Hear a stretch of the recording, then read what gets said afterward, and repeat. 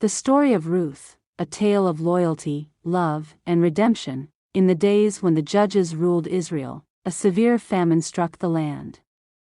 Hearing that the Lord had provided food for his people in Judah, Naomi decided to return to Bethlehem.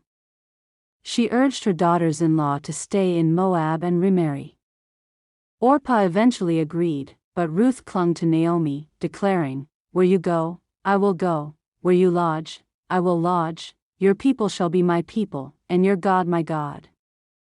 Ruth 1 verse 16, the days were dark, the land restless. Israel, without a king, stumbled from one rebellion to the next, caught in a cycle of sin, judgment, and redemption. In those days, before David would ever touch a harp or sling a stone, a famine descended upon the land of Judah. The soil cracked, the rain ceased, and the markets emptied. Bethlehem, ironically named House of Bread, became a place of hunger. Among the people there lived a man of standing, Elimelech, of the tribe of Judah, a man whose name meant "My God is King." His wife, Naomi, graceful and noble in presence, carried a name that whispered sweetness, pleasantness. Their love had endured the weight of common life, and they bore 2 sons, Mahlon and Chilion, whose laughter once filled the streets of Bethlehem. But famine does not choose its victims with care. Elimelech's wealth thinned like the crops. Naomi watched the fruit trees wither and the grain fields rot under the scorching sun. Whispers echoed through the town, "Moab still has bread." It was a name spoken with hesitation, a foreign land beyond the Dead Sea, cursed by history, born from the sin of Lot's daughters, known for idolatry and hostility. Still, Elimelech made a choice. "We go to Moab," he said one night as the stars lay scattered like broken promises above. Naomi's heart clenched. "To Moab? We will not die in Bethlehem," she did not protest. The hunger in her son's eyes, the silent despair in the streets, and the burden of being helpless, these made her heart consent, though her spirit trembled. And so, with bundles tied, hopes dimmed, and prayers murmured, Naomi left the land of her fathers. Her feet stepped away from covenant soil. Her eyes turned toward the plains of Moab, strangers in a strange land. Moab was fertile. Its fields mocked the famine of Israel. Elimelech found work, and the family settled in among foreigners whose gods bore names like Chemosh and Baal. Naomi, though careful, tried to honor the God of Israel in a land thick with idols.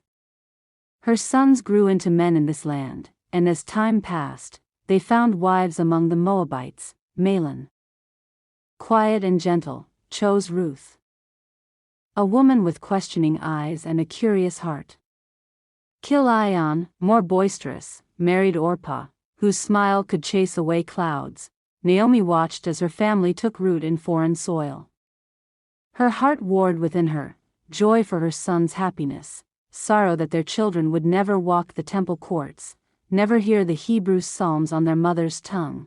Then came the first blow. Elimelech, her husband, her shield, her rock, her beloved, fell ill. The healers came, bringing roots and oils, but Naomi saw the shadow of death long before it entered the room. His hands turned cold in hers. His eyes closed with no last words. She sat in silence, the kind that screams. "My God is king," she whispered, weeping, "but my king has fallen." Naomi was left with her sons and their wives. Grief became a companion, not a guest. Years passed. Time healed the wounds on the surface but deepened the hollowness within. She longed for home, for Bethlehem, for the sound of Hebrew prayers, for the scent of barley harvest in Judah's hills. Then came the second blow. And the third. Mahlon fell ill. Chilion followed. It was too cruel, too much. One funeral, then another. Naomi stood once again beside graves, this time of her sons. She tore her garments. She screamed beneath the Moabite sky. Her daughters-in-law held her hands.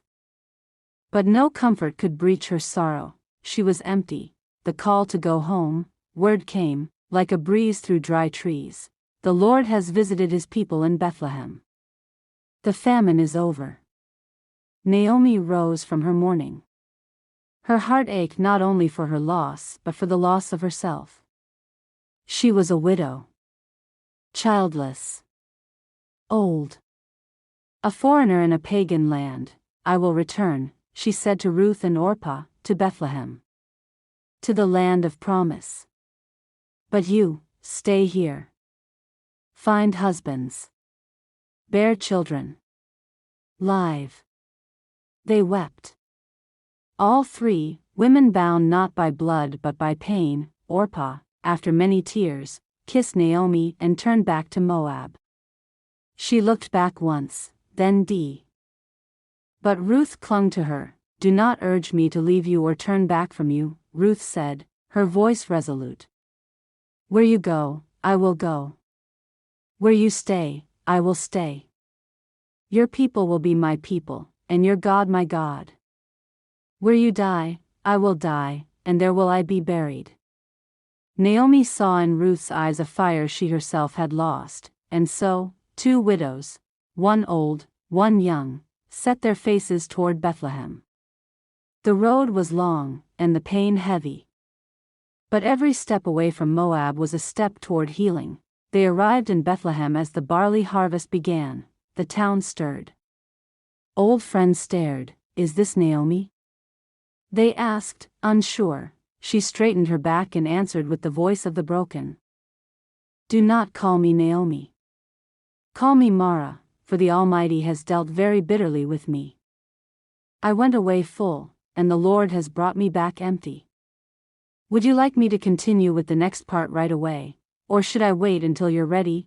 Denke in the fields, loyalty and devotion. Ruth's unwavering commitment to Naomi exemplifies selfless love and faithfulness. The seemingly coincidental events highlight God's providential care and guidance.